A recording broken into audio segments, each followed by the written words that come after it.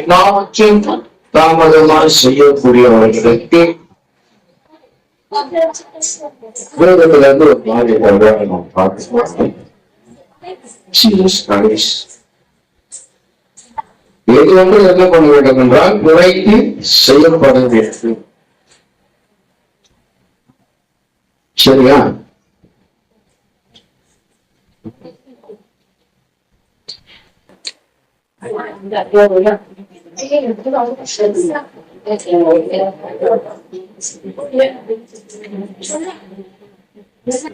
இந்த வேத பகுதியில பார்க்க வேண்டியது ஈசாக்கு முதிர்வயதான தகப்பன். வேதத்தை நீங்கள் நன்றாக புரிந்து கொள்வதற்காக தெளிவாய் சொல்லுகிறேன். யார் யார் இன்னார் என்ற உறவு எப்படியாப்பட்டவர்கள் என்று சொல்லி நீங்கள் கவனமாய் கேட்டுக்கொள்ள வேண்டும். ஈசாக்கு முதிர்வயதான தகப்பன், ஏசா மூத்த மகன், யாக்கோபு இளைய மகன், ரெபெக்காள் ஈசாக்குடைய மனைவி. புரியுதுங்களா? இந்த வசனத்தினுடைய ஒரு குடும்பத்தாக இங்க பார்க்கிறோம். ஆதியாகமம் 27ஆம் அதிகாரம் 5வது வசனம். ஈசாக்கு தன் குமாரனாகிய ஏசாவோடு பேசுகையில் ரெபெக்காள் கேட்டுக்கொண்டிருந்தாள். ஏசா வேட்டையாடி கொண்டு வரும்படி வனத்துக்கு போனான். அப்பொழுது ரெபெக்காள் தன் குமாரனாகிய யாக்கோபை நோக்கி, உன் தகப்பன் உன் சகோதரனாகிய ஏசாவை அழைத்து, நான் புசித்து எனக்கு மரணம் வரும் முன்னே கர்த்தரை முன்னிட்டு உன்னை ஆசீர்வதிக்கும்படி நீ எனக்காக வேட்டையாடி அதை எனக்கு ருசியுள்ள பதார்த்தங்களாக சமைத்துக் கொண்டு வா என்று சொல்ல கேட்டேன். அதாவது இந்த அம்மா ஒட்டி கேட்கிறாங்க, அவங்க என்ன பேசுறாங்கன்னு சொல்லி. மூத்தமான ஒரே குடும்பம் தான்.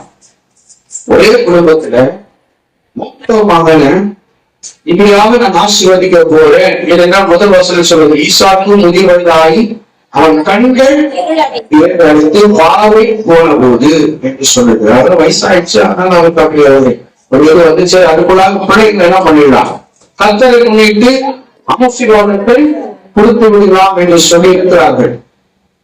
அப்படி தீர்மானம் பண்ணும் போது இந்த பேசுவதை இவர்கள் கேட்டு தன் சகோதரனாகிய யாக்கோபு கிட்ட சொல்றாங்க. இப்படி சொல்லும் பொழுது அடுத்தது வாசிப்போமா. ஆகையால் என் மகனே, என் சொல்லை கேட்டு நான் உனக்கு கற்பிக்கிறபடி செய். நீ ஆட்டு மந்தைக்கு போய் 2 நல்ல வெள்ளாட்டு குட்டிகளை கொண்டு வா. நான் அவைகளை உன் தகப்பனுக்கு பிரியமானபடி ருசியுள்ள பதார்த்தங்களாக சமைப்பேன். ஏன்னா இத்தனை ஆண்டு ஒரு பிள்ளைங்க இருக்கிறாங்க. நமக்கு அவர் எப்படி சாப்பிடுவார் என்று நன்றாக தெரியும். ஒவ்வொரு வீட்டாமாக அப்படி நன்றாக தெரியும். அவர் எதை விரும்பி சாப்பிடுவார், எப்படியான ருசியுள்ள பதார்த்தமா செய்வது என்பதை அவர்களுக்கு குடும்பத்துல இருக்கிறவங்க தெரியும். ஏன்னா அத்தனை வருஷம் அவங்க என்ன பண்ணாங்க, அவரோட பயணம் பண்ணிருக்காங்க, வாழ்ந்துருக்காங்க. அதனால அவங்களுக்கு தெரியும். அந்த பிரகாரம் சொல்லுகிறார்கள். சரி, அடுத்த வாசிப்போமாக. உன் தகப்பன் தாம் மரணம் அடையும் முன்னே உன்னை ஆசீர்வதிக்கும்படி அவர் புசிப்பதற்கு நீ அதை அவரிடத்தில் கொண்டு போக வேண்டும் என்றாள். அதற்கு யாக்கோபு தன் தாயாகிய ரெபெக்காளை நோக்கி, என் சகோதரனாகிய ஏசா ரோமம் மிகுந்தவன், நான் ரோமம் இல்லாதவன். ஒரு வித்தியாசம் அங்க இருக்கு.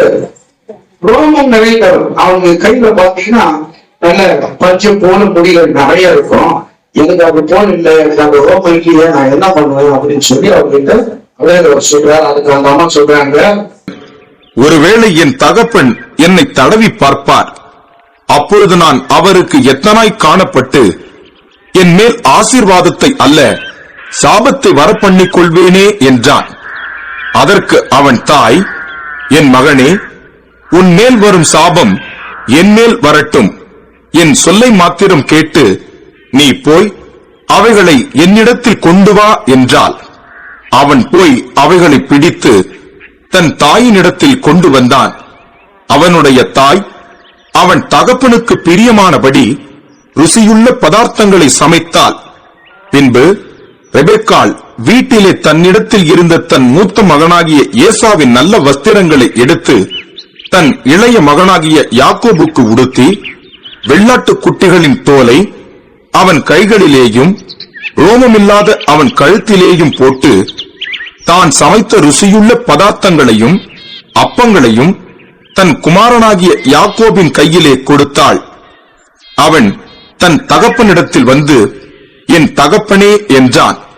அதற்கு அவன், இதோ இருக்கிறேன், நீ யார் என் மகனே என்றான். அப்பொழுது யாக்கோபு தன் தகப்பனை நோக்கி, நான் உமது மூத்த மகனாகிய ஏசா, நீர் எனக்கு சொன்னபடியே செய்தேன். உம்முடைய ஆத்துமா என்னை ஆசீர்வதிக்கும்படி நீர் எழுந்து உட்கார்ந்து நான் வேட்டையாடி கொண்டு வந்ததை புசியும் என்றான். அப்பொழுது ஈசாக்கு தன் குமாரனை நோக்கி, என் மகனே, இது உனக்கு இத்தனை சீக்கிரமாய் எப்படி அகப்பட்டது என்றான். அவன், உம்முடைய தேவனாகிய கர்த்தர் எனக்கு நேரிட பண்ணினார் என்றான். அப்பொழுது ஈசாக்கு யாக்கோபை நோக்கி, என் மகனே, நீ என் குமாரனாகிய ஏசாதானோ அல்லவோ என்று நான் உன்னை தடவி பார்க்கும்படி கிட்டவா என்றான். யாக்கோபு தன் தகப்பனாகிய ஈசாக்கண்டையில் கிட்ட போனான். அவன் இவனை தடவி பார்த்து, சத்தம் யாக்கோபின் சத்தம், கைகளோ ஏசாவின் கைகள் என்று சொல்லி, அவனுடைய கைகள் அவன் சகோதரனாகிய ஏசாவின் கைகளைப் போல ரோமமுள்ளவைகளா இருந்தபடியினாலே இன்னான் என்று அறியாமல் அவனை ஆசீர்வதித்து, என்று சொன்னால் வித்தியாசங்கள் காணப்பட்டாலும் அவனுக்கு ரோபம் அதிகமா இருக்கும். அந்த ரோபம் இருக்கிறது. ஏன்னா ஒரு ஆட்டை அவங்க என்ன பண்ணாங்க, அதுக்கு அதனுடைய தோலை அது ரோமம் உள்ளதா இருக்கு, அது கையில மாட்டிட்டு இருக்காங்க. அவர் அதை தடவை பார்த்து, கைகள் ஏசாவின் கைகள், சத்தம் யாருடைய சத்தமா இருக்குது, யாக்கோபுடைய சத்தமா இருக்கிறது என்று சொல்லுகிறார். அப்படி சொல்லி முடித்து அவனை ஆசீர்வதித்தார். ஆனா இவர் என்ன செய்கிறார், மூத்தவனை ஆசீர்வதிக்க வேண்டும்.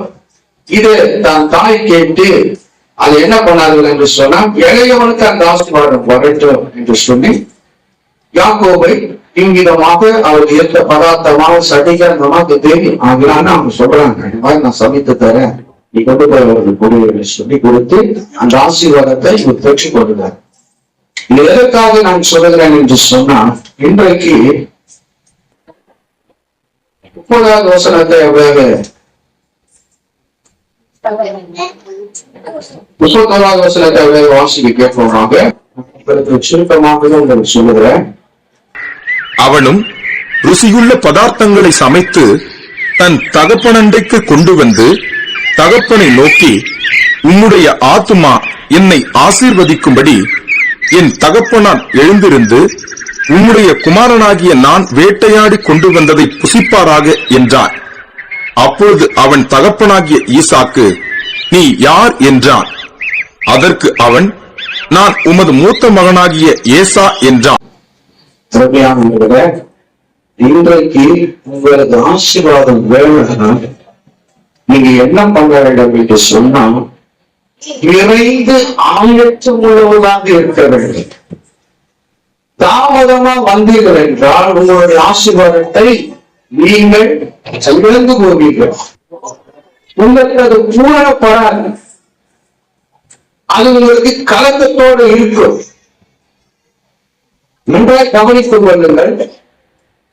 அந்த அம்மா கேட்ட உடனேயுமே சீக்கிரத்துல சமைத்து டிஃபரெண்ட் ஆளுக்கு வித்தியாசங்கள் வேற வேறமா இருக்கு. பொருள் நாட்டுக்கு பொருளா இருக்குது.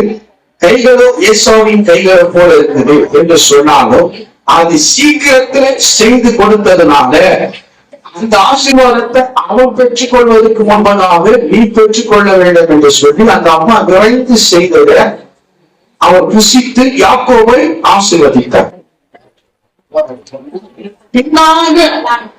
பின்னாக ஏசா வருகிறார். அவன் வேட்டையாடி கொண்டு வருவது மிகவும் லேட்டாக ஆனது. தாமதமானதுனால தகப்பன் ஏசாவை பார்த்து கேட்கிறார், நீ யார் என்று. ஆனான் மூத்த குமாரன், மூத்த மகனாட்சி ஏசா என்று அவர் சொல்கிறார். அது அடுத்தது, அப்பொழுது ஈசாக்கு மிகவும் பிரமித்து நடுங்கி, வேட்டையாடி எனக்கு கொண்டு வந்தானே அவன் யார்? நீ வரும் முன்னே அவை எல்லாவற்றிலும் நான் புசித்து அவனை ஆசீர்வதித்தேனே, அவன் ஆசீர்வதிக்கப்பட்டவனாகவும் இருப்பான் என்று. இப்படிதான் கர்த்தருக்குள்ள நாம் எதெல்லாம் தாமதம் பண்றோமோ அவைகள் எல்லாம் நமக்கு பின்னாகதான் வருது. கர்த்தருக்கு தாமதம் பண்ணக்கூடாது. ஜபிக்கிற உட்காரன்னா நீ ஜபிக்கணும். அமலத்துக்கு வர, சபைக்கு வர, ஒவ்வொரு ஜப குறிப்புக்காகவும் ஒரு ஜபத்துக்கு வரும்பொழுது உண்மை ஆயத்தமாக வர வேண்டும். அந்த வசனத்தை மீண்டுமாய் வாசிப்போமாக. 33. அப்போது ஈசாக்கு மிகவும் பிரமித்து நடுங்கி, வேட்டையாடி எனக்கு கொண்டு வந்தானே அவன் யார்? நீ வரும் முன்னே அவன் எல்லாவற்றிலும் நான் புசித்து அவனை ஆசீர்வதித்தேனே, அவன் ஆசீர்வதிக்கப்பட்டவனாகவும் இருப்பான். இப்ப முன்ன வந்தவன் ஆசீர்வதிக்கப்பட்டவனா ஆயிட்டான். ஈசாக்கு யார் ஆசீர்வதிக்க விருப்பமா இருந்தார்? ஏசாவை, மூத்த மகன். அவனுதான் ஆசீர்வதிக்கப்படியால் கட்டாயப்பட்டு இருந்தான். ஆனா இளையவன் விரைந்து வந்ததுனால, சீக்கிரத்துல அவன் விருப்பத்தை எல்லாவற்றையும் நிறைவேற்றினதுனால அந்த ஆசீர்வாதத்தை அவன் பெற்றுக் கொண்டான். ஹல்லேலூயா. இன்னைக்கு கர்த்தர் இடத்துல அது சீக்கிரத்துல செயல்படுகிறதா இருக்க வேண்டும். கர்த்தர் வருகிறார் என்று சொன்னாலும் அதிகம் நாம் என்ன பண்ண வேண்டும்? சீக்கிரமாக விரைந்து ஆயத்தம் உள்ளவரா இருக்க வேண்டும். இதுல டபுள் போர்ஷன் உண்டு, 2 இரட்டிப்பான நன்மைகள் உண்டு, 2 விதமான ஆசீர்வாதங்களும் உண்டு இந்த வார்த்தையில். இனி தாமதமா வருகிறது. வேதம் சொல்லுகிறது, எறும்பை நிலத்துல போய் கற்றுக்கொள். ஒரு வேலை செய்யற காரியமா இருந்தாலும், ஒரு சம்பாத்தியமா எறும்பு நிலத்துல போய் கற்றுக்கொள். கோடை காலத்துல அவன் எவ்வளவு சுறுசுறுப்பா இருக்குது பாருங்க. எங்கன்னா எறும்பு அப்படி போறத பாத்துக்கிறீங்களா? அது அடிப்பட்டா நீங்க போதும். இல்லை வச்சுக்க சுறுசுறுப்பா பட்டு சுறுசுறுப்பா ஓடும். அதே போல ஒழுக்கு பாத்தீங்கன்னா ஒரே நேரம் தான் போகும். எல்லாம் ஒண்ணு சேர்ந்தா ஒரே நேரம் போகும். அருமையாக இன்றைக்கு கருத்து இடத்துல என்ன பண்ண வேண்டும்? சில பேர் எழுந்துனா காலையில எழுந்துட்டு பொழுது என்ன பண்றதுன்னா, இன்னும் ஒரு 60 மணி நேரம், இன்னும் ஒரு 60 மணி நேரம் நாவட்டும்.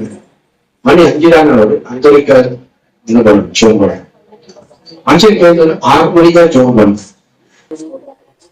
தாமதம் பண்ணுங்க. அடுத்தது ஆள் எழுந்து வருது, யாரும் போறாங்களா? அதுல அடுத்தது நம்ம போவோம், அதுல அடுத்தது நம்ம போவோம். அப்படி என்றால் நமக்கு அந்த ஆசீர்வாதம் கிடைப்பது மிகவும் கடினமாகவே இருக்கும்.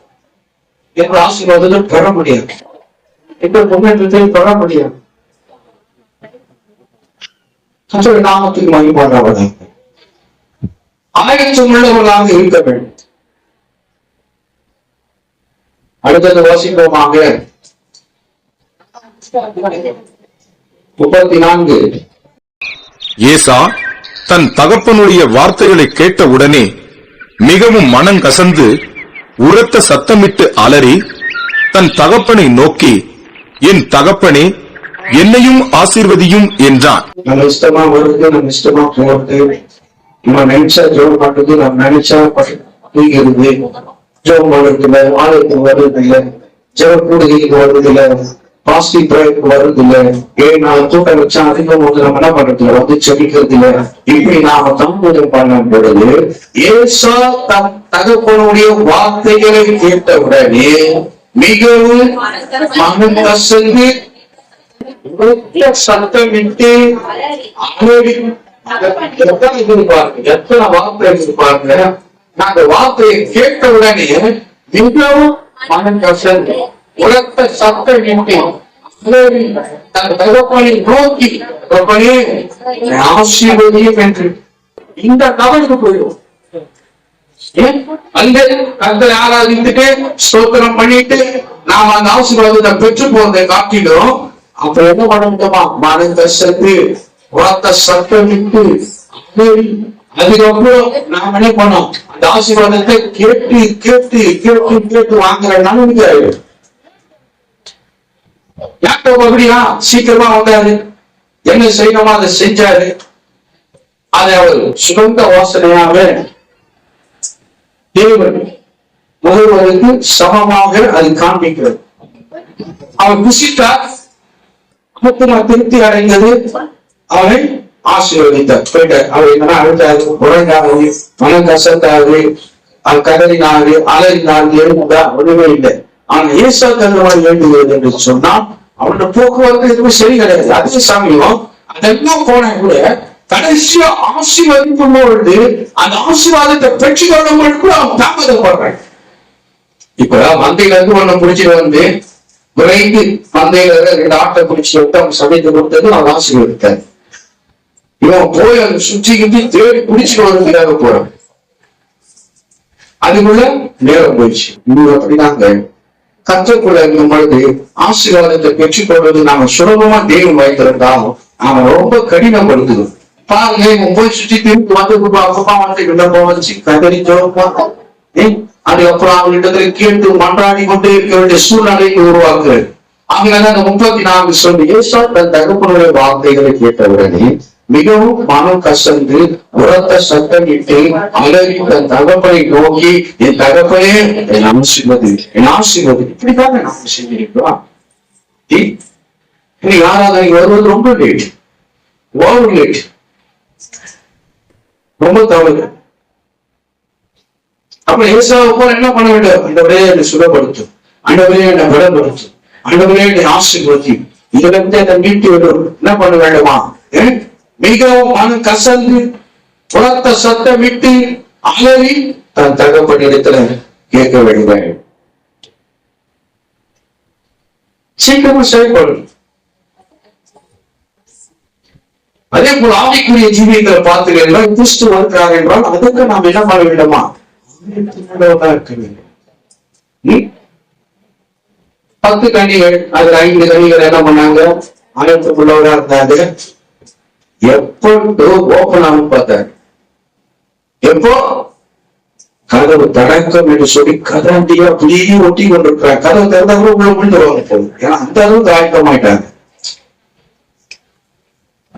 அந்த அளவுக்கு அந்த கதவாண்டியே அப்படியே நிற்கிறாங்க. கதவை திறந்த தப்புன்னு உள்ள விழுந்துருவாங்க. எப்படியாச்சும் உள்ள போயிடும். அதுக்காக அவங்க அப்படி நிக்கிறாங்க. 5 பேர் என்ன பண்றாங்க? ரொம்ப தாமதம். தரக்கிட்ட பார்க்கலாம், தரக்கிட்ட பார்க்கலாம் அப்படின்னு இருந்தவங்க உள்ள போகவே முடியல. கதறாங்க. எங்களுக்காக தயவு செய்து ஆண்டவரே இந்த ஒரு விஷயம் கதவை திறந்து என்று சொல்லி. கிறிஸ்துவினுடைய வருகையும் அப்படிதான் இருக்கும்.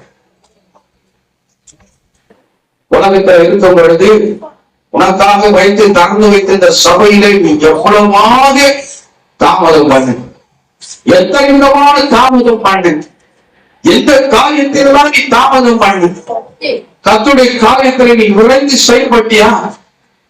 இன்றைக்கு இதே போலதான் ஏசா கதறுவது போல கிறிஸ்துவின் வருகையிலும் நாம் கதற வேண்டியதாக இருக்கும். மிகவும் மனம் கசந்து புறந்த சத்தம் விட்டு கதவை சாப்பிட்டாங்க. என்ன பண்ணுவேன்? ஆண்டவரே எங்களுக்காக ஒரு விஷயம் கதவை தரும், ஆண்டவரே எங்களுக்காக கதவை தர வேண்டும். முன்னாடியே எச்சரித்து வைத்திருந்தேன். முன்னாடி வேதத்தின் வார்த்தைகள் எல்லாம் பரிசுத்த ஆவியினாலே உங்களுக்கு எல்லாவற்றையும் சொல்லப்பட்டது. அதெல்லாம் விட்டுட்டு இப்ப கடைசி நேரத்துல வந்து எங்களுக்காக கதவு தர, எங்களுக்காக கதவு தர, நான் எப்படி தரது? கண்டிஷன் முடிந்தது. நாம 36வது வசனத்தை வாசிப்போமாக. அப்பொழுது அவன் பெயர் யாக்கோபு எண்ணப்படுவது சரியல்லவா? இதோட 2 தரம் என்னை மோசம் போக்கினான். என் சிரேஷ்ட புத்திர பாகத்தை எடுத்துக் கொண்டான். இதோ இப்பொழுது என் ஆசீர்வாதத்தையும் வாங்கிக் கொண்டான் என்று சொல்லி, நீர் எனக்கு ஒரு ஆசீர்வாதத்தையாகிலும் வைத்து வைக்கவில்லையா என்றான். இப்ப பார்த்தீங்கன்னா ஒரே ஒரு ஆசீர்வாதத்தை கேட்கிறது. அதுக்கு தெரிஞ்சது நீங்க எத்தனை பேர் அப்படி இருக்கிறாங்க தெரியுமா? ஆரம்ப கட்ட காலத்துல கர்த்தர் அறிந்த வாலிபமோ இல்ல கொஞ்சம் நடுத்தர் வயலோ இருந்தாலும் கூட கர்த்தர் அறிந்தவன் கர்த்தர் கீழே நடக்கணும். இல்ல வச்சீங்களா இப்படிதான் நாம கேச்சுட்டு வர வேண்டிய நிலைமை வந்து இடவே ஆசீர்வாதம் அண்டவரே ஒரு ஆசீர்வாதமாச்சும் எங்களுக்கு ஆண்டவரே ஏன்டவரை நான் இவ்வளவாக கஷ்டப்படுறேன் வாலிப பிரயாசத்துல இருந்து என் கர்த்தரை தெரிந்து கொண்டது வந்து எப்படியெல்லாம் ஆண்டாங்க அவங்க அவரை ஒழுங்கா பின்பற்றினீங்க ஒழுங்கா நடத்தியா ஒண்ணுமே கிடையாது. எல்லா தாமதம் நாங்க வந்து பண்ணாங்க விட்டுறது பண்ணாங்க போயிருந்து பண்ணாங்க வர்றது இஷ்டம் போல போது இஷ்டம் போல வருது. அது மாதிரிதான் இன்னும் வந்தாரு. அதான் அம்மாவுக்கு பிடிக்காத போச்சு, பெற்ற தாய்க்கு பிடிக்காத போச்சு. காரணம் என்னவென்றால் அவங்களோட போக்குவரத்து எதுவுமே சரி கிடையாது. அதனால அந்த ஆசீர்வாதம் அவங்களுக்கு கொடுக்கக்கூடாது அப்படின்னு தீர்மானித்தாலும் தேவனுடைய சித்தமும் அதில் இருப்பதை காண்கின்றோம். கர்த்தருடைய நாமத்திற்கு மகிமை உண்டாவதாக. என்ன கேட்கிறோம்? ஒரு ஆசீர்வாதத்தையாகிலும் ஒரு ஆசீர்வாதத்தையாகிலும் வைக்கவில்லையா? ஒரு ஆசீர்வாதம் கூட அது இல்லையா? அது ஏற்றாமல் நீ அது உள்ள தகுதியுள்ளவரால் நீ மாறல. அந்த ஆசீர்வாதத்தை பெற்றுக் கொள்வதற்கான தேவனை தவிர அவர் சித்தம் இல்லாமல் ஒரு முடியை தலையிலிருந்து கீழே விழாது என்று சொல்லியிருக்கிறது வேதத்தில். அப்ப தேவனுடைய தீர்மானத்தின் படிதான் அவைகள் நடக்கிறது. அந்த ஒரு ஆசீர்வாதம் கூட எனக்கு இல்லையா என்ற நனதிக்கு நாம் தள்ளப்படுகிறது. அடுத்த வாசிப்போமாக. ஈசாக்கு ஏசாவுக்கு பிரதியுத்தரமாக, இதோ நான் அவனை உனக்கு எஜமானாக வைத்தேன். அவன் சகோதரர் எல்லாரையும் அவனுக்கு ஊழியக்காரராக கொடுத்து அவனை தானியத்தினாலும் திராட்சை ரசத்தினாலும் ஆதரித்தேன்.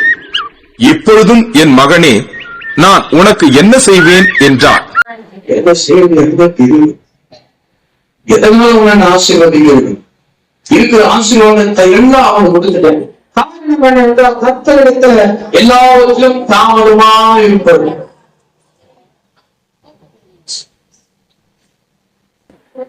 எதுவுமே நாம என்ன பண்றது இல்ல, விரைந்து செயல்படுவதாக இல்லை. ஆகையினால நான் என்னத்தை உன்னை ஆசீர்வதித்து என்ன வாக்கு சொல்லி உன்னை ஆசீர்வதிப்பது, என்ன வாக்கு வைத்து நான் உன்னை ஆசீர்வதிப்பது என்று சொல்லி தன் தகப்பனுக்கு தெரியாத அளவுக்கு அவர் குழப்பம் அடைய சூழ்நிலைகளை கொண்டு வந்துச்சு. இதே போலதான் நாம் ஆவிக்குரிய தகப்பன் கீழே இருக்கிறோம். நாம் எல்லோரும் எல்லாவற்றிலும் நேரத்தோடு இருக்க வேண்டும். அல்லேலூயா. பூமியில் இருக்கும் பொழுது அவங்களுக்கு நேரத்தோடு இருந்தோம்னா பூமியில் கூடிய ஆசீர்வாதங்கள் உங்களுக்கு கிடைக்கும். அதே போல கிறிஸ்து வந்தால் எந்த நேரமும் நான் போவதற்கு தயாராக இருக்கிறேன், ஆயத்தமுள்ளவராக இருக்கிறேன் என்று சொன்னாலும் அதுக்குரிய ஆசீர்வாதத்தையும் நாம் பெற்றுக் கொள்கிறவராக இருக்கிறோம். அல்லேலூயா. டபுள் போர்ஷன், சிங்கிள் இல்லை, டபுள் போர்ஷன். எந்த ஆசீர்வாதமான இரட்டிப்பான ஆசீர்வாதங்களை தேவனை பற்றி உங்களுக்கு சொல்லிக் கொடுக்கிறார். இதை நாம் கடைபிடித்துக் கொள்வோமாக. தாமதம் செய்யலாம். நான் இங்க வந்து ஆராய்ச்சிப்போம், அங்க பார்த்தா நான் செய்யறாரு, ஒரு சில சாங்கியமா வந்து இவங்கதான் இருக்காங்க. யாருமே இப்ப ஒரு கைட்டுக்கு தெரியுமா என்ன பண்ணுவீங்க? ட்ரெயின் வாங்கி நிக்கிட்டான், நான் போறேன்னு சொல்லிட்டா சொல்லுங்க, ஏதாவது ஒரு முடிய மாட்டேங்க. 12 மணி ஆனது சொல்லுவாங்க. நீங்க எங்க பதில் வந்தா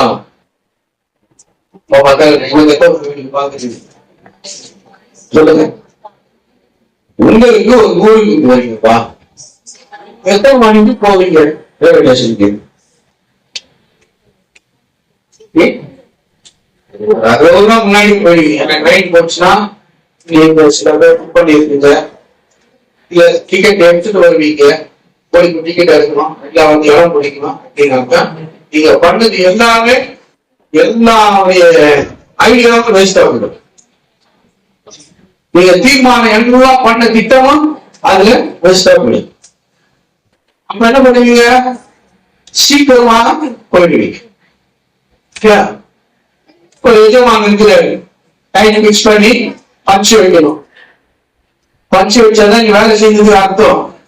நீங்க 9 மணிக்கு போயிட்டு கூட 10 மணிக்கு வேலை வச்சுக்கீங்களேன், நீங்க 9 மணிக்கு போயிட்டு அங்க பஞ்சு வைக்காம உள்ள போயிட்டீங்கன்னா நீங்க வேலை செஞ்சதா அத்தனை பேர் சம்பளமும் உங்களுக்கு கிடைக்காது. அவங்க வச்சிருக்கிறாங்க பஞ்ச் பண்ணாதான் உங்களுக்கு சம்பளமும் விடும். அப்ப என்ன பண்ணுவீங்க? நேரம் போய் பஞ்சு வச்சிருக்கீங்க, இல்லைன்னா நம்ம காட்டி கொடுத்துறோம். நிறைய பேர் சொல்லியிருக்காங்க, வந்து ஆபீஸ்ல வந்து கையில வச்சாதான் என்ன பண்ண முடியும், எங்களோட சம்பளமே விடும். கையில விடாம உள்ள போய் வச்சுக்க, நீ வரல, என்ன டைமுக்கு வந்த, ஏழு டைமுக்கு வந்த பார்த்துதான் அதுக்கப்புறம் சம்பளத்துல ஒரு சிக்கல் வரும் அப்படின்னு சொல்லி நிறைய பேர் சொல்லியிருக்காங்க. என்ன பண்ணாங்க? போனோன்னு அந்த பஞ்சு வச்சுனாதான் நீங்க டைம் வந்து அந்த டைம் தீபம் காட்டி கொடுக்கணும். அப்படி இல்லைன்னா உங்க அந்த சம்பளம் இல்லை. அதே போலதான் தேவனிடத்துல நேரத்தோடு வந்து நீ பஞ்சு வச்சினா உனக்கு ஆசீர்வாதம் உனக்கு இருக்கு. இல்லைன்னா அன்றைக்கு நீ இருந்து 2 hour நீங்க ஆராதனை பண்ணா கூட நீ லேட்டா வந்ததுனால அன்றைக்கு போய் ஆசீர்வாதம் உனக்கு இல்லை.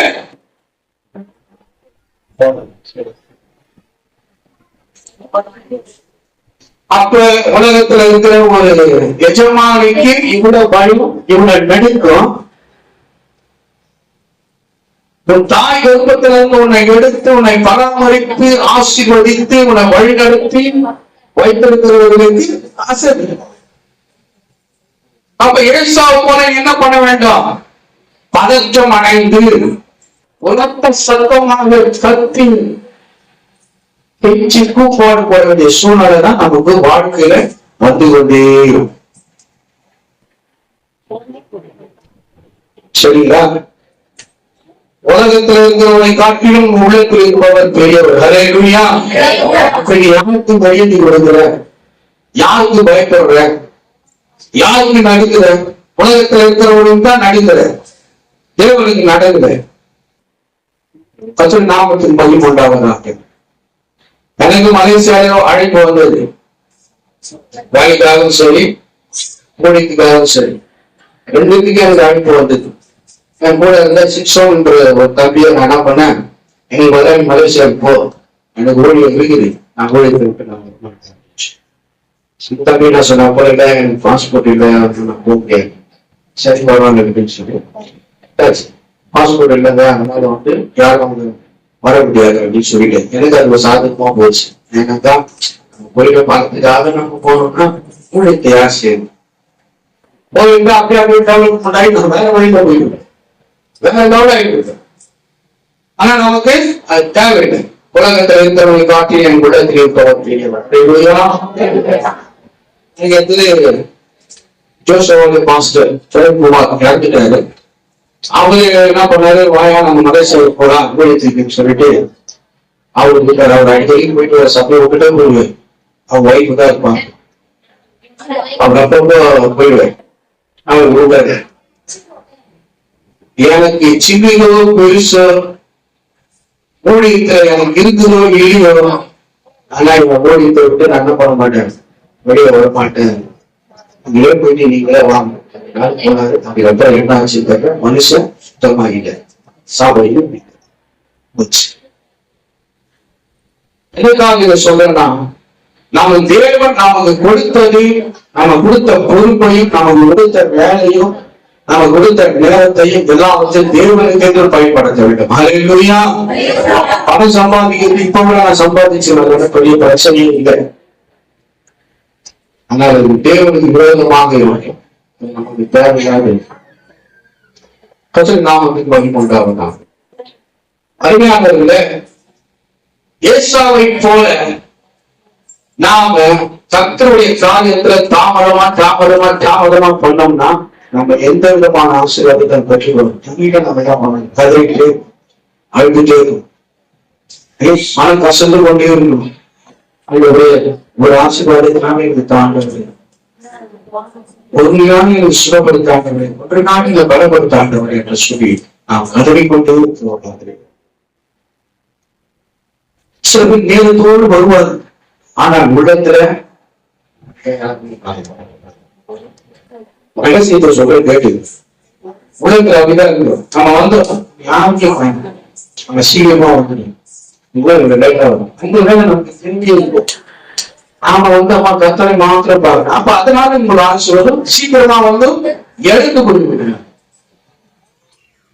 2 பேர் ஆலயத்துக்குள்ள வந்தார்கள். ஒரு உள்ளத்துல சொல்றான், நான் உபவாசம் இருக்கிறேன், காணிக்கை கொடுக்கிறேன், வாரம் வந்துக்கிறேன், எதையும் நான் ஒண்ணு தவறா செய்து ஆண்டவரே அப்படிங்கிற. பக்கத்துல ஒருத்தர் உட்கார்ந்து ஆலயத்துல. அப்போ அவங்க சொல்றாரு, அவனை போல நான் கண்டேன். அப்ப என்ன ஆயிடுச்சு, என்னோட ஆசீர்வாதத்தை வேண்டுறேன். எல்லாம் செய்திருந்தோம், நேரத்தோடு வந்திருந்தோம். அவங்க வந்து அப்ப உட்காராரு. அப்படிதான் சொல்லுது. ஒருவன் என்ன பண்ணா, முன்னாடி 2 பேர் ஆலயத்துக்கு போறாங்க. ஒருத்தவங்க வச்சு ஜோம் பண்ணிட்டே இருக்கிறான். ஆண்டவரே, நான் எல்லாவற்றிலும் சரியா இருக்கிறான் ஆண்டவரே, ஒன்றுமே நான் தவறுவதல்ல, எல்லாம் சரியா இருக்கிறோம். பக்கத்துல இருக்கிறானே அவனை போல நான் அல்ல அப்படின்னு சொன்ன உடனே இவருடைய ஆசீர்வாதத்தை இவன் இழந்து போயிடுறான். அப்ப அவர் சொல்றார், ஆண்டவரே பாவியாக மேல் சொன்ன உடனே ஆண்டவர் சொல்றார், இவனை நீதிவான். அது மாதிரி சில வந்து சீக்கிரமா வந்தவர்கள் நான் என்ன நினைப்பேன்னா, அவங்க உள்ள இந்த விசுவாசம் வந்து கர்வம் கொடுக்கிறோம். நம்ம சீக்கிரமா வந்து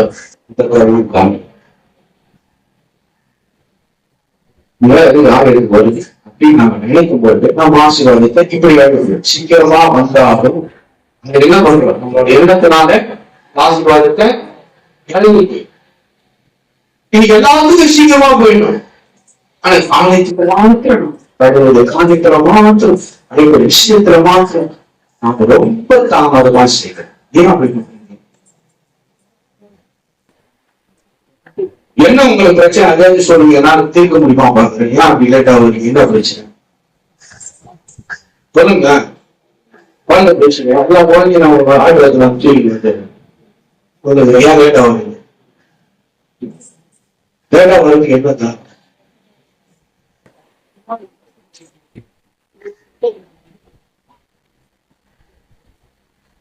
எப்படி பாரு, இதை நான் ஒரு மென்டல் நான் முக்கிய பாதிக்கிறேன்.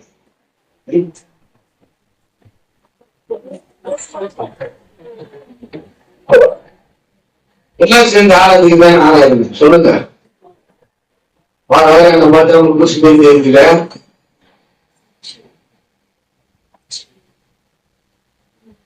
சொல்லுவாரு, அவங்க பாடி அவரை வச்சுக்காரு, நம்ம ரேகா போயிடலாம். நான் யாருக்கு மாதிரி நான் ஆசீர்வாதத்தை நான் வாங்கி போயிடுவேன். சரியா? உங்க வேலையை வாசிக்கணுமா? சரி, 34 வாசிக்குவேன். திரும்ப உங்களுக்கு நான் மறந்துட கூடாது. தகப்பனுடைய வார்த்தைகளை கேட்டவுடனே மிகவும் மனம் கசந்து உரத்த சத்தமிட்டு அலறி தன் தகப்பனை நோக்கி, என் தகப்பனை பெரிய ஆசீர்வாதியும் என்றார். அடுத்தது சகோதரன் தந்திரமாய் வந்து உன்னுடைய ஆசீர்வாதத்தை பெற்றுக்கொண்டான் என்றார். கவனிங்க, இப்ப 2 பேரும் ஆலயத்துல இருந்தாருல. அப்ப ஆண்டவர் என்ன சொல்றாரு? ஆண்டவர் என்ன சொல்றாரு? அவன் பார்த்தான், பாவியாக இருக்கு கிருபையாக இருக்க மாட்டேன், பாவியாக இருக்கு கிருபையா இருக்கு. நான் பாஸ்டர் அருமையா ஆராதிப்பேன், பாடலாம் மணிமணியா பாடுவேன் அப்படின்னு போய் அந்த தெளிவு விஷயம் நீ பாஸ்டர் நல்லா பண்ணு எல்லாம் பண்ண அதில்லை. ஆனால் அந்த இடத்துல என்ன என்றால், தேவனாகிய கர்த்தர் தாழ்மையை குறிக்கிறது, தன்னை ஒரு பொருட்டாக எண்ணாமல் இருக்கிறது அங்க சொல்லப்படும். அப்ப பாத்தீங்கன்னா அவன் மிகவும் தந்திரமாக தேர்ந்தெடுக்கிற அந்த ஆசீர்வாதத்தை பெற்றான். பாவியாக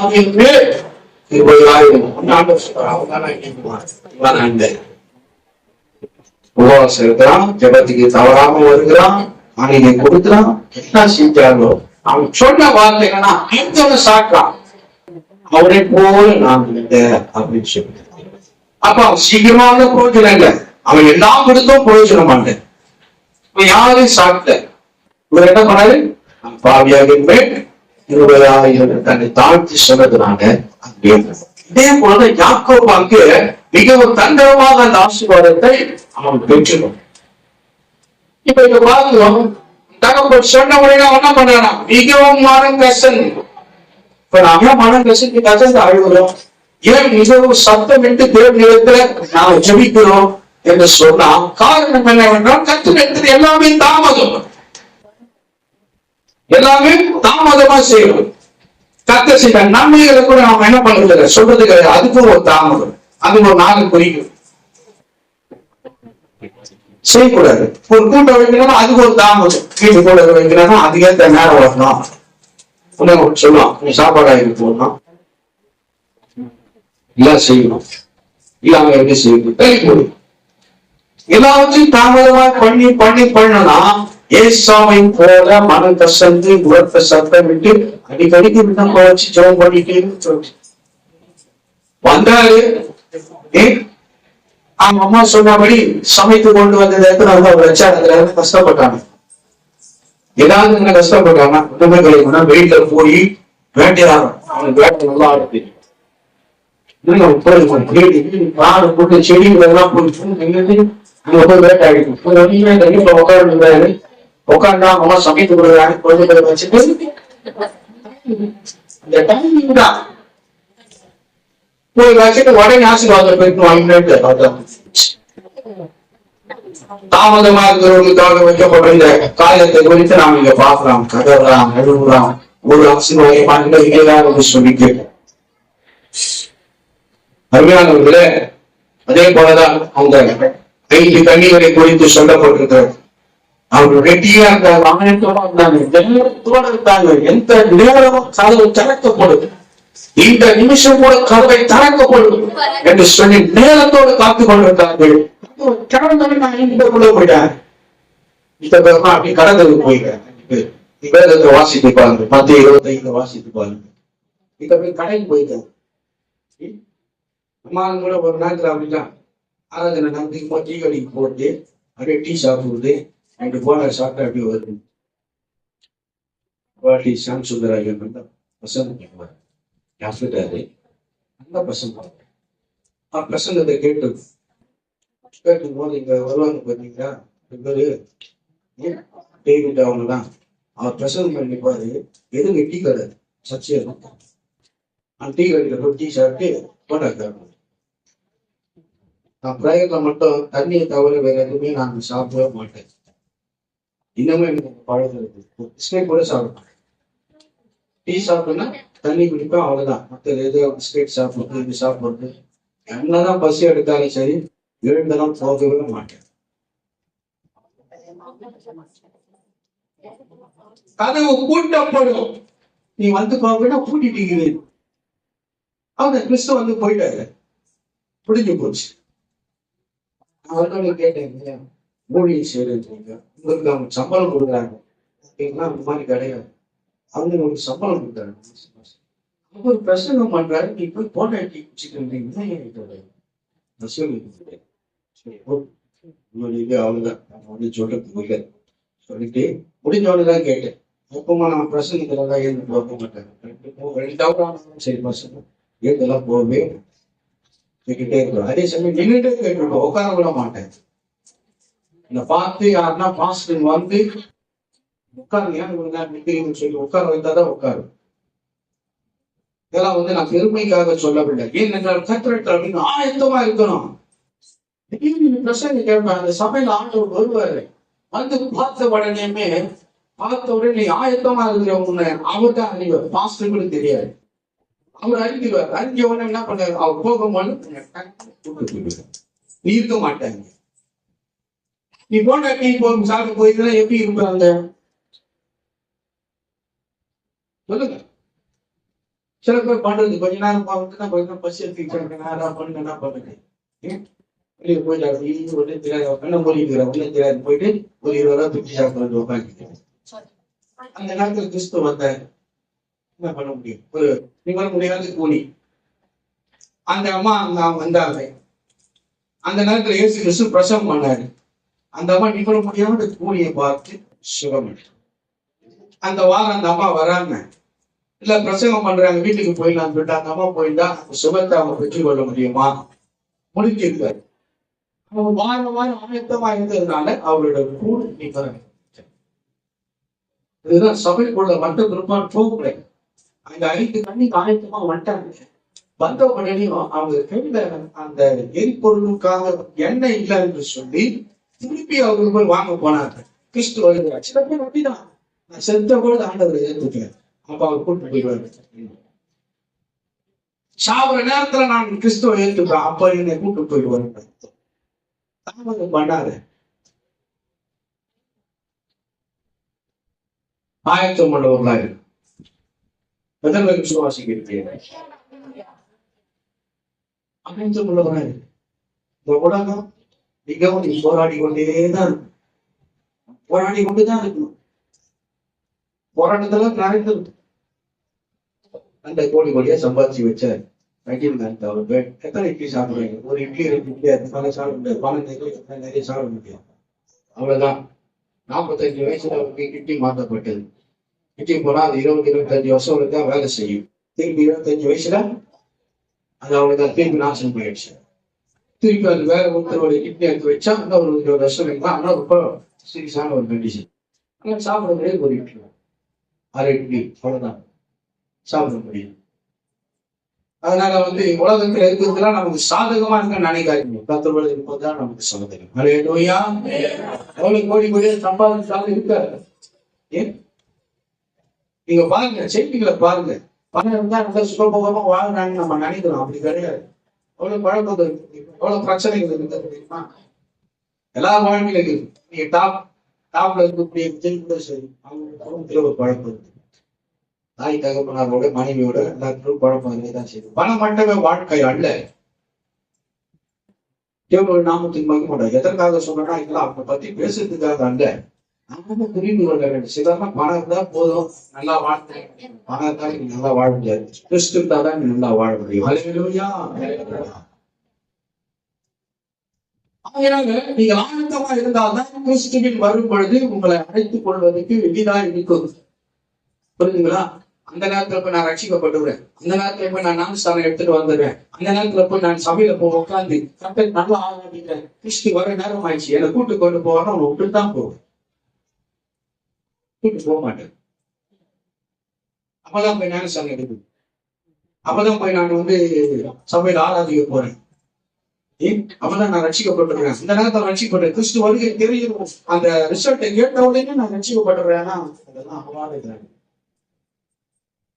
அதெல்லாம் அது சொல்லப்படுறது. அந்த 5 கன்னிகள் போய் என்ன பண்ணாங்க, என்ன வாங்க கதவை தாண்டிட்டு 5 பேர் ஆயத்தமா இருந்தவர்கள் உள்ள போயிட்டாங்க. சில பேர் அப்படிதான் சொல்லுவாங்க, அப்பொழுது கர்த்தரை நான் ஏற்றுக்கிறேன். அப்ப நீ ரட்சிக்கப்பட்டா அந்த நேரத்தில் உன்னை கூட்டு போயிடுவாங்க. கிடையாது. இன்றைக்கு எதற்காக சொல்லிக் கொண்டிருக்கிறோமா? நோவாவின் காலத்தை நீங்கள் புரிந்து கொள்ள வேண்டும். நோவாவின் காலத்துல பார்த்துக்கிறேன் என்றால் எல்லாமே தயார் பண்ணி வைத்த நிலையில், அந்த நிலையில அவர் சொல்லுகிறார், தயவு செய்து எல்லோரும் பேழைக்குள்ள ஏறுங்க, உங்களை எல்லாம் காக்கும்படியாக என்று சொல்லுகிறார். யாரும் கேட்கறது இல்லை, யாரும் பற்றி சொல்றது இல்லை. இன்றைக்கு நாம கூட சொல்லிக்கிறோம். நிறைய பேர் போறாங்க வராங்க, இந்த சவுண்டை கேட்கிறாங்க, நிறைய இடத்துல சொல்லப்படுகிறது. யாருமே அது குறித்து கவலைப்படுறது இல்லை. அவங்க முன்னாடி அவங்க பார்த்துட்டு இருக்கு. அதே போல அங்கேயும் நடந்துட்டு இருந்தது. ஏதோ ஒரு பைத்தியக்காரன் ஏதோ ஒரு வேலையை செஞ்சுருக்கிறான்ட்டு போயிட்டாங்க. இப்ப கூட அப்படின்னா ஒரு பைத்தியக்காரன் பார்த்து என்ன பண்றான், கட்டிருக்கிறான். ஞானிகளை வெட்கப்படுத்தும்படியால் பைத்தியங்களை தெரிந்து கொண்டார் சொல்லுகிறது. இன்னும் சொல்லுவாங்க, உடனே பார்த்தா ஆண்டவர் சொன்னார், அவ்வளவுதான், இனிமே ஒருத்தனும் வரமாட்டான், என்ன பண்ணு, உள்ள போன. உள்ள போன உடனே என்ன நடந்தது? நோவாவின் குடும்பம் என்ன உள்ள போயிடுச்சு. என்ன நடந்தது? தேவனே அந்த கதவை பூட்டினார். அவர் பூட்டினால் யாராலும் திறக்க முடியாது. அல்லேலூயா. இந்த வசனம் சொல்லுது, 7ஆம் அதிகாரத்தை பாருங்க. ஆதியாகமத்திலே தேவனே அவர்கள் உள்ளே வைத்து கதவை உள்ளே அனுப்பி கதவை வைத்தார் என்று சொல்லப்படுகிறது. ஏன்னா யாரும் திறந்து வந்துடக்கூடாது, குறுக்கு வழியில வர முடியாது. அந்த சிந்தை நாளுக்குள்ளே நுழைய முடியாது. அதே போலதான் இன்றைக்கு நீ ஆயத்தமா இருந்து தேவனுக்கு கீழ்ப்படிந்து நீ ஆயத்தம் உள்ளவனா இருந்தனால் அவருடைய வருகையிலே உன்னை அழைத்து செல்வார். அவர் க்ளோஸ் பண்ணிடுவார், கதவை மூடிட்டார்னா அதுக்கப்புறம் நீங்க யாருமே உள்ள வர முடியாது. கதவுனாலும் சரி, இன்னும் ஒரு ஆசீர்வாதம் கூட எனக்கு இல்லையா என்ற நிலைமை. எனக்காக கதவை தரங்க, ஒரு விஷயம் கதவை தரங்க என்று சொல்லி அந்த 5 கன்னிகள் அதை கதறாங்க. தேவனை கதவை அவர்களை உள்ள விட்டு அந்த குடும்பத்தை மாத்திரம் உள்ள அனுப்பி கதவை அடைந்த அவர் கூட்டினால் திறக்க முடியாது, யாராலும் திறக்க முடியாது. பார்க்கும் பொழுது இதே போலதான் தேவனுடைய வருகை இருக்கும் பொழுது யாரெல்லாம் சொல் பேச்சு கேட்காமல் கீழ்ப்படியாமல் அந்த வார்த்தையை விசுவாசிக்க இருந்தார்களோ அவர்கள் எல்லாம் பூமியில அப்படியே இருக்கும், ஆண்டு போவீங்க. கிறிஸ்துக்குள்ளாக நீங்கள் கட்டப்பட்டு கிறிஸ்துக்குள்ளாக நீங்கள் இருக்கும் பொழுது உங்களை அப்படி கிறிஸ்துவின் வருகையில அப்படி உங்களை கொண்டு போகும். சீக்கிரக்காரர் சொல்ல கேடு வரும் கூடாத மறைந்து ஒழித்து வைப்பார். இந்த உலகத்துல கேடு வரப்போகுது, இந்த உலகம் நிக்காது. பாருங்க, இந்த உலகம் நிக்காது, கொஞ்சம் சீக்கிரத்துல அழிந்து போகும். கொஞ்ச நாளைக்கு முன்ன இஸ்ரவேல் நாட்டுக்கும் போர் நடந்ததை நீங்க பார்த்தீங்க. ஹாஸ்பிட்டல் கூட பார்க்கல, ஹாஸ்பிட்டல்ல கூட மார்க்கெட்ல விட்டேன், இடமே அழிஞ்சு போச்சு, போர் அழிஞ்சு போச்சு. 2 நாட்டுக்கும் போர் வருது. இப்படி அடுத்தடுத்து அப்படியே தொடர்ந்துட்டே வரும். நினைத்து நிற்பது அல்ல, எதுவுமே நினைத்து நிற்பது அல்ல, அதை சார்ந்து அதை நம்பிக்கொண்டிருக்கிறவர்கள் ஏமாற்றம் தான் உண்டாகும். அதனால அருமையானவர்களே, இருக்கிற வரைக்கும் கர்த்தருடைய ஆசீர்வாதத்தை கொள்வோம். அதே சமயம் தேவன் வந்தார் என்று சொன்னால் இயேசு கிறிஸ்து வரும் பொழுது அவரோடு கூட அப்படி கதறி கதறி கதறி அழுதா கூட ஏசாமை போல எதையுமே பெற்றுக்கொள்ள முடியும். அடுத்த வாரத்துல எத்தனை மணிக்கெல்லாம் இருப்பீங்க?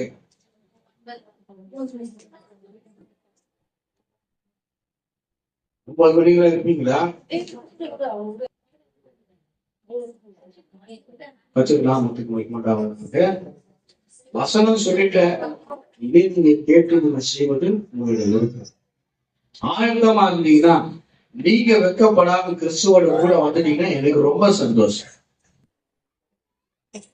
புரியுதுங்களா?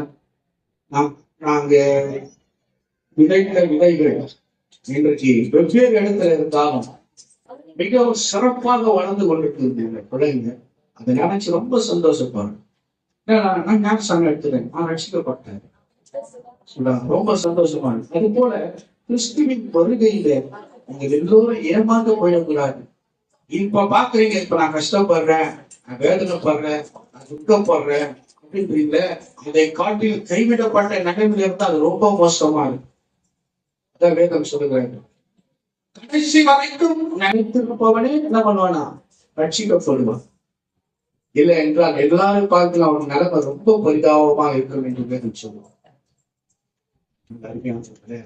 யாரும் கைவிடப்படக்கூடாது. நீங்கள் அந்த சந்தோஷ வாழ்க்கையை அனுபவிக்கிறதுக்காக நீங்க யாரும் கிறிஸ்துவோடு வரணும். இது போலியான வாழ்க்கை, இது நிழல். புரியுதுங்களா? இது நிழல். இப்போ நோவாவின் காலத்தை குறித்து சொன்னது கூட ஒரு நிழல், அது மாற்றி போச்சு. புதிய ஏற்பாட்டு காலையில எல்லாம் நிஜம்.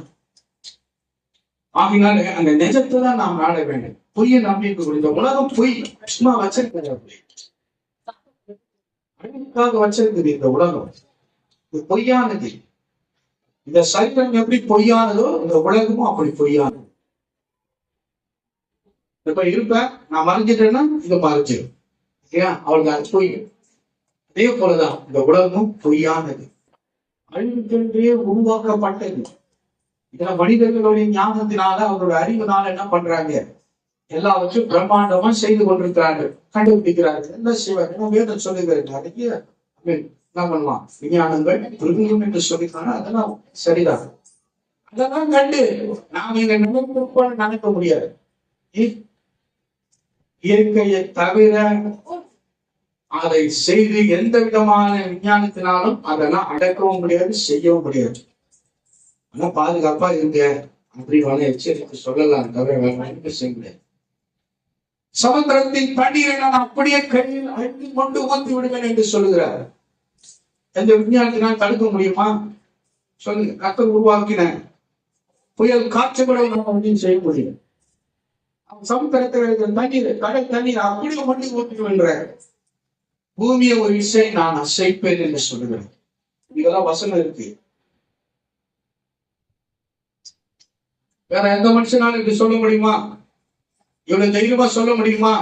ஒரு மனுஷனாலும் சொல்ல முடியாது, கடவுளால் மாத்திரம் நான் சொல்ல முடியும். அல்லேலூயா, அல்லேலூயா.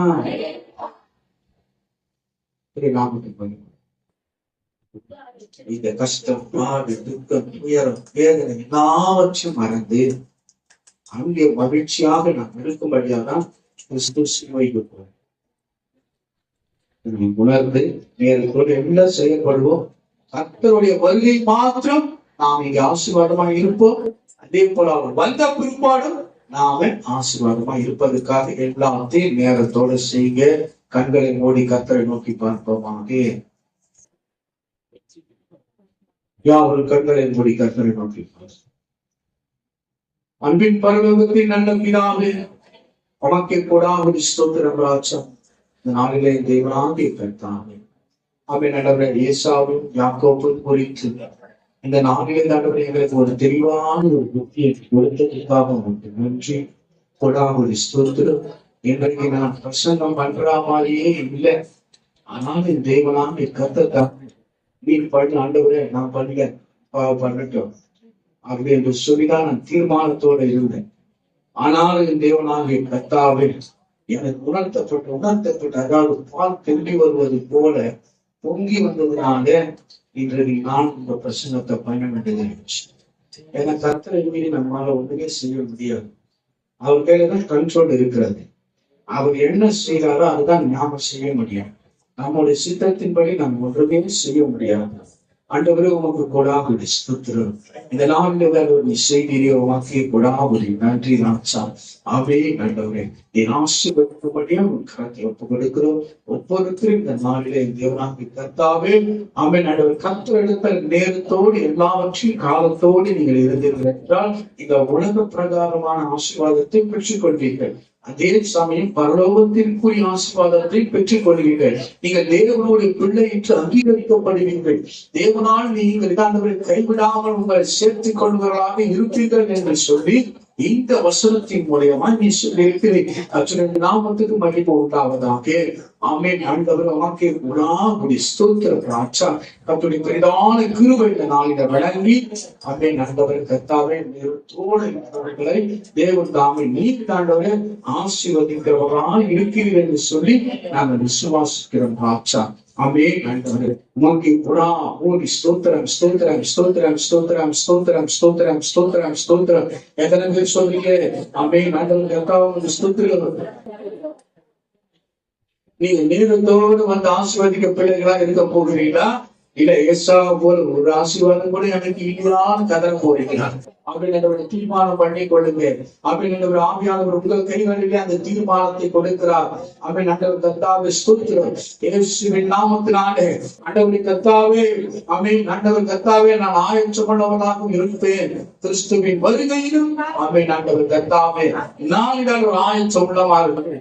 எனக்கான கதவு திறக்கப்பட்டிருக்கிறது.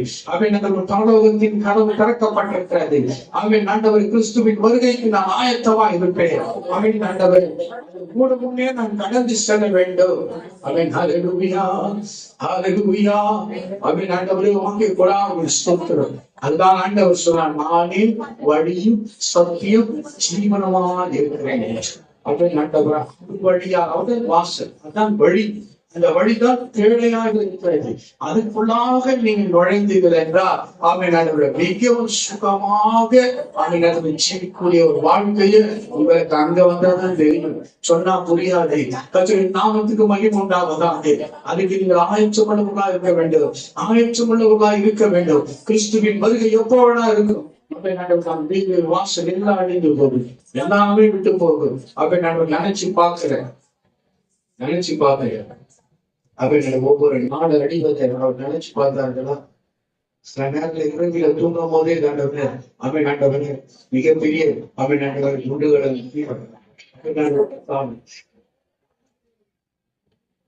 பிடிக்கக்கூடிய எல்லா விதமான பொருட்களையும் வைத்து போட்டு விடுகிறார். தூங்கும் போது செஞ்சுகிறார். தூங்கிவிடும்.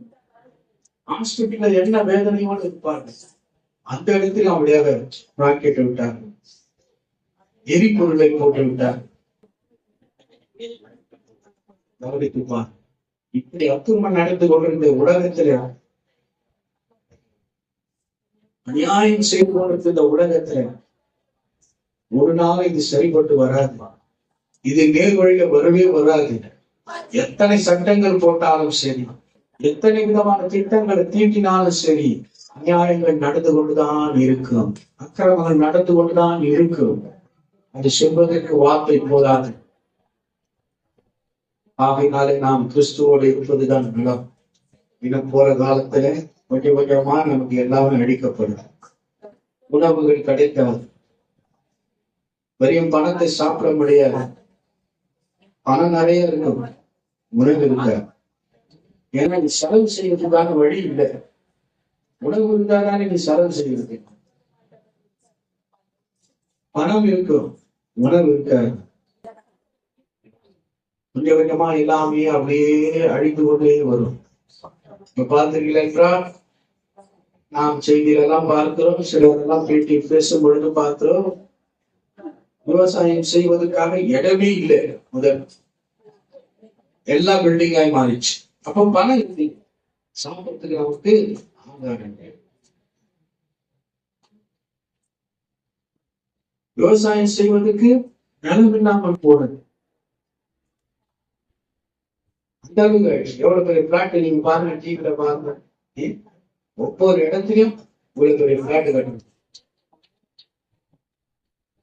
இருக்கிற இடத்துல அப்படியே போயிட்டு காலம் போக போக போக கடைசியில நமக்கு சாப்பிடுறது கூட எதுவுமே இருக்காது.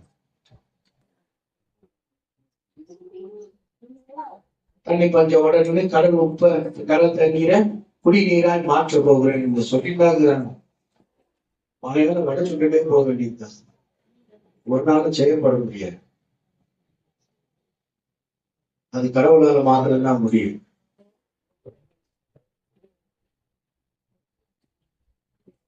சொல்றாங்க, ஒரு தண்ணியை குடிக்கிற தண்ணியா குடிக்கிற அளவுக்கு அதை மாத்துவாங்க. எவ்வளவு மாத்த முடியும் உன்னால? கொஞ்சம் சிந்தித்து பாருங்களேன். ஒரு கூட தண்ணி இருந்தா இது மாத்திக்கலாம்னு சொல்றாங்க.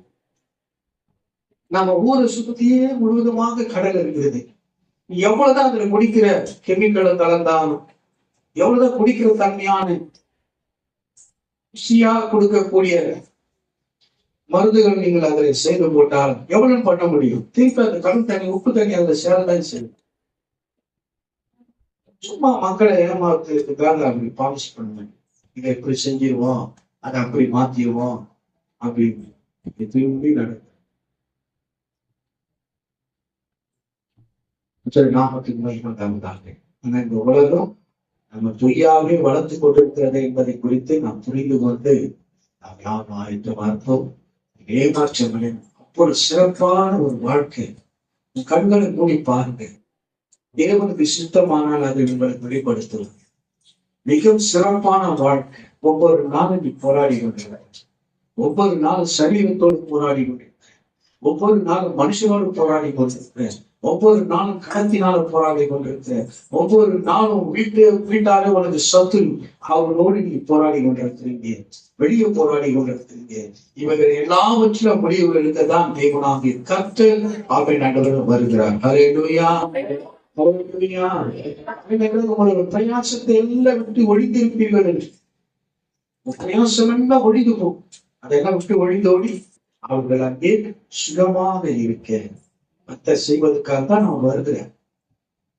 மற்றபடி வேற ஒரு நாள் கஷ்டப்பட்டல, ஒரு நாள் போராடி வாழ்ந்து கொண்டிருந்தல, இவ்வளவு உழைத்தல, உன் சரீர பிரச்சனையை நண்பரே, நான் என்னோட வருகை மாத்திரம் நீ ரட்சிப்போடு இருந்தீரு. அந்த போராட்டத்தை எல்லாவற்றையும் கர்த்தர் உனக்கு விடுதலை கொடுத்து முடியாது. இதை பேர் விசுவாசிக்கிறீங்க? ஆமென் சொல்லுங்க பாப்போம்.